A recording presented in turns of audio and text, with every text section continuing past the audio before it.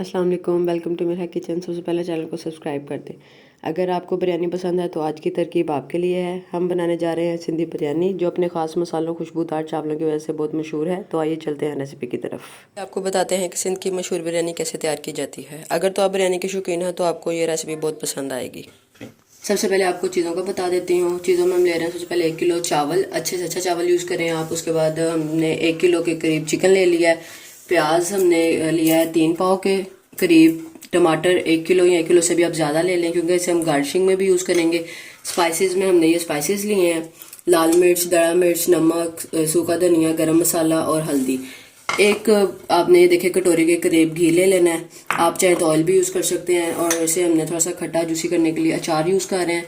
मसाला हम यूज़ करेंगे ये नेशनल कंपनी का, और बम्बई या सिंधी जो भी आपको पसंद हो आप वो यूज़ कर सकते हैं। पुदीना भी हम गार्निशिंग में यूज़ करेंगे। उसके बाद फूड कलर यूज़ होगा इसमें, और थोड़ा सा हम सिरका या लेमन भी यूज़ करेंगे, ये चॉइसफुल है। और लहसुन वगैरह, अदरक, सब्ज़ मिर्च, इसका पेस्ट हम बना लेते हैं और फिर नेक्स्ट रेसिपी स्टार्ट करते हैं। हमने चावलों को अच्छे तरीके से वॉश कर लिया और इसे बॉयल होने के लिए रख देते हैं। तो ये पानी हमने रख दिया था, ठीक है। इसके अंदर हम अपने चावलों को डाल देते हैं और ये अच्छे तरीके से इसे हम मिक्स भी कर देंगे। चावलों को इसे अच्छे तरीके से मिक्स कर देते हैं, और जब तक हमारे चावल बॉयल हो रहे हैं हम अपनी सब्जियों को कटिंग कर लेते हैं। और ये हमने अपने गार्निशिंग के टमाटर कटिंग कर लेते हैं, क्योंकि हमने जो स्टोर किए हुए टमाटर थे हम कौरमे के अंदर अपने वही यूज़ करेंगे, ठीक है। गार्निशिंग के लिए आपको जितना पसंद हो आप उतना टमाटर यूज़ कर सकते हैं। अब हम अपना प्याज कटिंग कर लेते हैं। इसे भी आपने ब्रिक ब्रिक स्लाइसेस में कटिंग करना है, ताकि जल्दी जल्दी से हमारा फिर सौते हो जाएगा। और मैंने अपने प्याज को कटिंग कर लिया है। टमाटर मैंने आपको पहले भी बताया है कि मैंने स्टोर किया हुआ था, और इसकी रेसिपी मैंने अपने चैनल पे अपलोड भी की हुई है, आप जाके देख सकते हैं। मैं वही टमाटर यूज़ करूँगी। और उसके बाद मैंने जो बिरयानी मसाला लिया था वो मैंने 1 कोली के करीब दही लिया था, तो उसके अंदर मैंने डाल दिया है, क्योंकि इसी में मिक्स करके मैं इसे डालूंगी। लहसुन अदरक का और सब्ज़ मिर्च का पेस्ट बना लिया है। और ये गार्निशिंग का हमने पुदीना, धनिया और टमाटर कटिंग कर लिया है। फूड कलर हम लास्ट पे यूज़ करेंगे। तो आइए चलते हैं हम अब अपने कौरमे की तरफ। तो उसके लिए हमने कढ़ाई में घी डाल दिया है, और उसके अंदर हम अब प्याज डालेंगे। घी हमारा अच्छे तरीके से गर्म हो चुका है। अब इसके अंदर हम अपना प्याज ऐड करने लगे हैं, और प्याज को थोड़ा सा फ्राई होने के लिए वेट करते हैं। देखें प्याज हमारा अच्छे से सॉफ्ट होने लग गया है। अब हम इसी के अंदर अपना चिकन ऐड करने लगे हैं। ये ख्याल करें कि इसे बिल्कुल आपने प्याज को ना ब्राउन नहीं करना, क्योंकि हमने इसे कौरमा बनाना है तो ये ब्लैक कलर का बन जाएगा। इसे हमने इसी तरह से बस थोड़ा सा सॉफ्ट करना है। ये मैं आपको दिखा भी देती हूँ, ठीक है। इसी के साथ हम इसके अंदर डाल देंगे गरम मसाला और सूखा धनिया। इसकी खुशबू अच्छी आएगी। फिर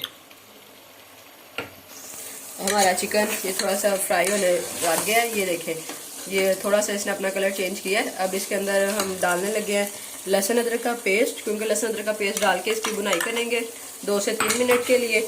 अच्छे तरीके से इसे मिक्स करना है हमने। ये अच्छे तरीके से इसकी बुनाई होनी चाहिए ताकि इसकी स्मेल ना आए, क्योंकि अगर स्मेल आएगी तो आपका कौरमा ख़राब हो जाएगा। अच्छे तरीके से हमने 2 से 3 मिनट के लिए इसकी बुनाई की है। अब हम इसके अंदर जो मैंने अपना टमाटर का पेस्ट था, ये मैं आपको फिर से बता रही हूँ कि मैंने स्टोर किया हुआ टमाटर यूज़ किया है। आप फ्रेश भी कर सकते हैं, लेकिन मैंने स्टोर किया हुआ था और इसकी रेसिपी भी मैंने डाली है। तो ये देखें ना, अभी इसने भी अपना पानी बनाना, इसलिए हम चिकन के अंदर पानी नहीं डालेंगे। हम इसी टमाटर के पानी में इसे पकाने की पहले कोशिश करेंगे। हमारे जो हमने टमाटर डाला था कौरमे के अंदर से जोश आने लग गया, पानी हमारा पकने लग गया। बस के अंदर हम अपने स्पाइसेस ऐड करने लगे हैं। स्पाइसेस में हमारे पास ये लाल मिर्च, और उसके बाद सॉल्ट, दड़ा मिर्च और हल्दी, ये स्पाइसेस हमने ऐड कर दिए हैं, क्योंकि अभी हमने इसके अंदर बिरयानी मसाला भी अपना ऐड करना है दही के साथ। और साथ ही हम ये अचार हमने लिया था 2 टेबल स्पून के करीब, इसे भी हम ऐड कर देंगे। अब हम थोड़ी देर चिकन के पकने का वेट करते हैं, और ये इसे अच्छे तरीके से हम मिक्स करेंगे स्पाइसेस को ऐड करके। ऐसे हम थोड़ी देर के लिए पकने के लिए छोड़ देते हैं। और ये अब हम चेक कर लेते हैं इसे कि हमारा चिकन डन हुआ है कि नहीं अभी। और इसके बाद हमने ऐड करना है इसके अंदर अपना दही और मसाला बिरयानी, ठीक है। आप कोई भी मसाला किसी भी ब्रांड का यूज़ कर सकते हैं, लेकिन अच्छा यूज़ करें, क्योंकि कौरमा ख़राब नहीं होना चाहिए। दही और मसाले को अच्छे तरीके से हम मिक्स कर लेते हैं पहले। और ये देखिए 1 कटोरी यही वाली मैंने ली है दही की, इसके अंदर मैंने मसाला ऐड किया है। अब मैं इसे कौरमे के अंदर डालूँगी, और फिर हम इसका फ्लेवर देखेंगे। तो खुशबू तो इसकी बहुत अच्छी है, लेकिन इस कौरमे के रेडी होने के बाद में आप इसका टेस्ट बिल्कुल और इसकी खुशबू बिल्कुल डन करके پھر آپ سے شیئر کرتے ہیں۔ اب ہم اس کی 2 سے 4 منٹ کی بنائی کریں گے۔ ہم چکن کو بھی اسی دوران چیک کر لیں گے کہ اچھے طریقے سے ہمارا چکن گل چکا تھا۔ اس کے اوپر سے ہم تھوڑا سا اپنا گھی ریکارڈ کر لیں گے اور اسے چاولوں کے اوپر بھی یوز کریں گے۔ اپنے قورمے کے اوپر سے جو گھی اتارا تھا ریڈ والا، تو یہ ہم پہلے 2 چمچ کے قریب اس کے نیچے لگا لیں گے چاولوں کی تہہ بنانے سے پہلے، ٹھیک ہے۔ اب ہم اپنی مین ریسپی کی طرف آ گئے۔ یہ سب سے ضروری چیز ہے، کیونکہ اگر آپ اسے گریس نہیں کریں گے تو آپ کے چاول نیچے لگ جائیں گے اور خراب ہو جائیں گے، ٹھیک ہے۔ اب ہم اس کی تہہ بنا لیتے ہیں۔ سب سے پہلے اس کے اندر ہم چاول ڈالیں گے۔ یہ ہم نے چاول ڈال دیے اس کے اندر ایک تہہ میں، اور اس کے اوپر ہم اپنا قورمہ ڈال دیتے ہیں اسی طرح سے۔ یہ آپ نا 4 سے 5 لوگوں کا آپ نے یہ کھانا بنانا ہے، تو یہ آپ کے لیے ریسپی بہت ایگزیکٹ ہے، ٹھیک ہے۔ اور یہ مین چیز ہے سندھی بریانی کی، جو تہہ ہوتی ہے نا، یہ مین چیز ہوتی ہے اس کے اندر۔ اب اس کے اوپر ہم پھر ایک لیئر چاولوں کی ڈال دیتے ہیں، اور یہ ہم نے چاولوں کی پھر سے ایک لیئر بنا دی۔ یہ دوسری لیئر ہم نے چاولوں کی ڈال دی اس کے اوپر۔ اب اس کے اوپر گارنشنگ کریں گے، جس سے ہماری بریانی کا ٹیسٹ نکلتا ہے اور خوبصورت لگتی ہے، ٹھیک ہے۔ اس کے لیے میں نے تھوڑی سی درا مرچ یوز کی ہے اس کی گارنشنگ میں، اور اس کے بعد یہ فوڈ کلر، یہ میں نے دودھ میں مکس کیا ہے فوڈ کلر، ٹھیک ہے۔ اسے آپ نے اس طرح سے گھما کے اچھے طریقے سے اسے مکس کر لینا ہے، اور پھر اسے اس طرح سے ڈال دینا ہے آپ نے۔ اور اس کے بعد تھوڑا سا پودینہ اور ٹماٹر، مجھے زیادہ ٹماٹر پسند ہے اس لیے میں تو بہت زیادہ ٹماٹر اس کے اندر یوز کرتی ہوں، یہ دیکھیں۔ اور یہ ٹماٹر کی لیئر اس کے اوپر بنائیں گے ہم۔ یہ 1 بائی 1 میں نے اس کے اوپر پوری ٹاپنگ کر دیا ٹماٹروں کی، اور آپ دیکھ سکتے ہیں کہ اس کی خوشبو تو بہت اچھی آ رہی ہے، اور آپ یہ بھی دیکھیں کہ اس کی لک کتنی اچھی لگ رہی ہے۔ اس ریسپی کو ضرور ٹرائی کریں اور سبسکرائب بھی کر دیا کریں۔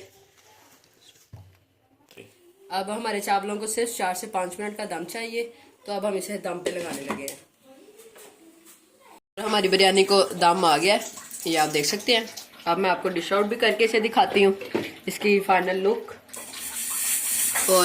اور یہ رہی ہماری بریانی کی فائنل لک۔ خوشبو سے تو بہت ٹیسٹی لگ رہی ہے۔ آپ اس ریسپی کو ضرور ٹرائی کریں اور اپنا فیڈ بیک شیئر کریں۔